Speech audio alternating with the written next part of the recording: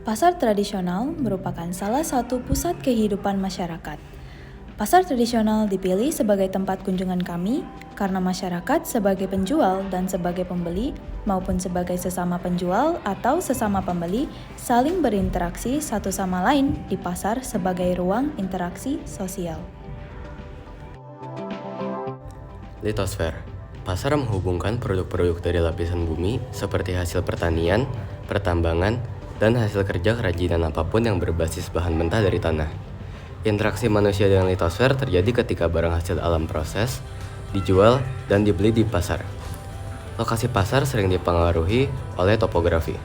Pasar biasanya berada di dataran rendah yang mudah diakses dan dekat dengan pemukiman, sehingga topografi mempengaruhi pola persebaran pasar. Atmosfer. Pasar dipengaruhi oleh kondisi atmosfer. Cuaca ekstrim seperti hujan lebat atau gelombang panas dapat mempengaruhi aktivitas perdagangan, ketersediaan barang, dan harga. Misalnya, produk segar seperti sayuran dan buah-buahan lebih mudah rusak di suhu panas atau lembab, sementara di musim kering dapat mempengaruhi ketersediaan hasil pertanian. Dan yang terakhir, antroposfer atau manusia dan aktivitasnya. Pusat aktivitas sosial dan ekonomi. Pasar adalah pusat interaksi sosial dan ekonomi di mana manusia saling bertukar barang dan jasa. Aktivitas ini mencerminkan pola pemukiman, kepadatan penduduk, dan dinamika ekonomi. Budaya dan globalisasi. Pasar juga menjadi cermin dari budaya lokal dan proses globalisasi. Di pasar tradisional kita bisa melihat praktik-praktik lokal, adat istiadat, dan produk-produk khas daerah. Sementara di pasar modern, produk internasional yang diperdagangkan menunjukkan pengaruh globalisasi pada kehidupan ekonomi setempat. Perilaku nilai-nilai Pancasila di pasar terlihat dalam 1. Keadilan sosial.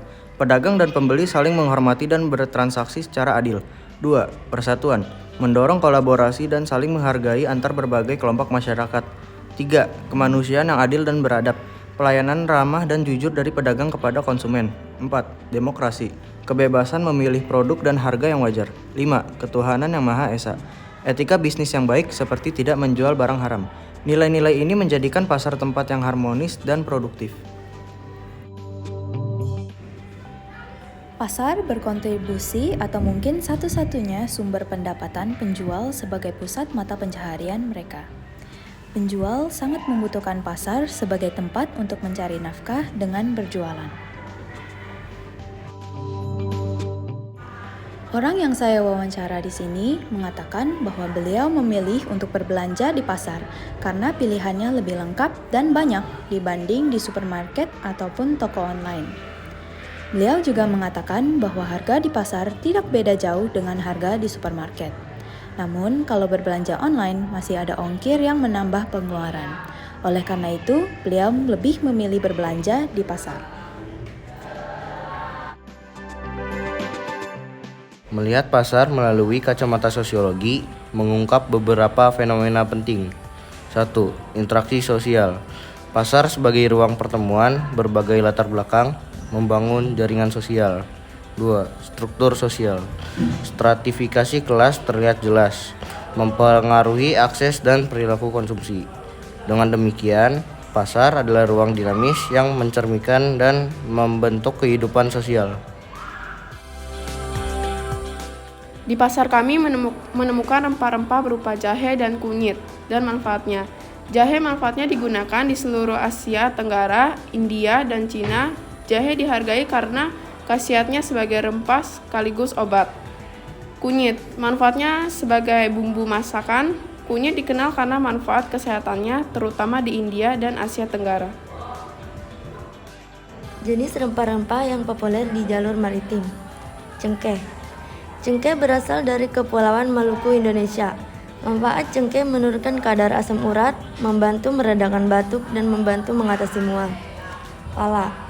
Pala juga berasal dari Kepulauan Banda Maluku. Buah pala dapat membantu meredakan gangguan pencernaan seperti kembung, gas, dan diare. Kayu manis. Kayu manis banyak berasal dari Sri Lanka dan India Selatan. Manfaat kayu manis dapat membantu menurunkan berat badan, mengendalikan kadar gula darah pada penderita penyakit diabetes, mencegah infeksi gigi dan mulut. Sekian dari kelompok 2, terima kasih. Namun,